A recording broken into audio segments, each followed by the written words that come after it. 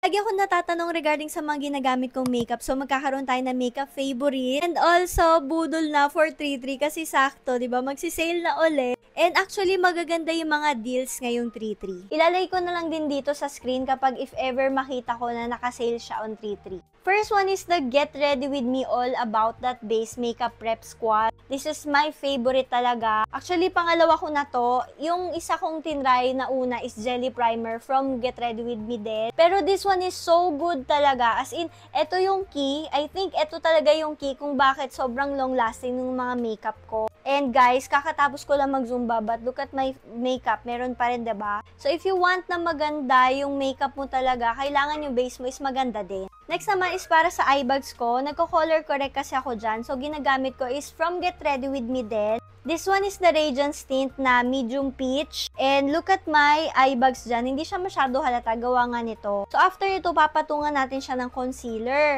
My favorite concealer is from Colorette. Ito siya, second base. So, yung akin, dalawa yung ginagamit ko. So, yung isa for spot concealing, tapos isa for dito sa mga under eyes, ganyan. Ang shade ko is Siargao and La Union. Light to medium na neutral yung skin tone ko, kaya pwede ako sa warm, pwede ako sa cool. Next is my favorite skin tint. Ito na yung ginagamit ko lately. Kasi super gaan siya sa face, so hindi na ako gumagamit ng foundation. So my favorites are Colorette First Base and then itong Fresh PH na tinted sunscreen. This one, meron siya na ibibigay na dewy finish sa face, pero super lightweight niya. And guys, grabe to. Alam nyo ba, nung in-swatch ko siya, para sabi ko, ang dark naman nito. Diba, look at that. Para ang dark niya. Pero maya-maya guys, mag-a-adapt siya doon sa skin tone ko.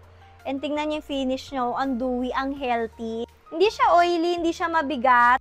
Meron siyang scent, amoy parang baby powder, ganon. Pero ayan no, mag-a-adapt na talaga siya doon sa skin tone. Ang galing. Meron kasi siyang color adapting technology. Tapos meron nga siyang SPF 70. This one, I don't know kung magsisale siya ngayon 3-3. Pero guys, affordable lang din to. Ilalagay ko siya sa showcase. Lahat pala na i-feature ko dito, ilalagay ko naman siya sa showcase. So, the first base guys, super ganda nito. Magaan siya and meron siyang coverage. And this one is super long lasting, lalo na kapag nagzuzumba ako. Ang maganda dito, ang dami niyang shades and meron siyang travel size. So, pwede nyo muna itry yon para ma-check nyo kung ano talaga yung correct na shade para sa inyo. So, ang shade ko dito, syempre, I have La Union, Siargao, and Coron. Tatlo yung shade talaga kasi minsan olive ako na light medium.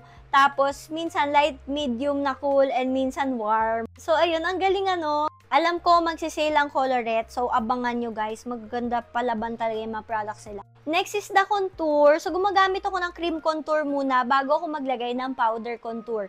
At ang ginagamit ko ngayon is itong sa Get Ready With Me. O, di ba, ang dami ko din products na ginagamit from Get Ready With Me. So, ito yung Shady Sunstick nila in the shade El Nido. And guys, nagamit ko lang siya at na-discover ko na maganda siya kasi free to nung nag-clearance sale sila. Pero guys, super ganda nito. As in.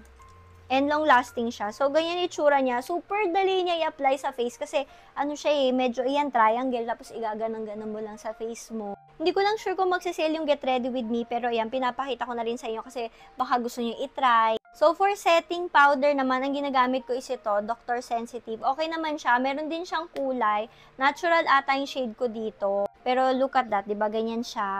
And then, kapag naset ko na yung mukha ko, lalagyan ko pa siya ng powder. So, this is from Fresh PH. Vanilla cream yung shade ko dito. So, ganyan yung itsura niya. Ayan. So, ito yung parang pang finishing powder ko. Tapos, medyo may onti siyang coverage. Maganda siya, affordable kasi Fresh PH. Tapos, meron siyang puff dito, tapos may salamin dito. Ayan, lilinisin ko na kasi na yung powder.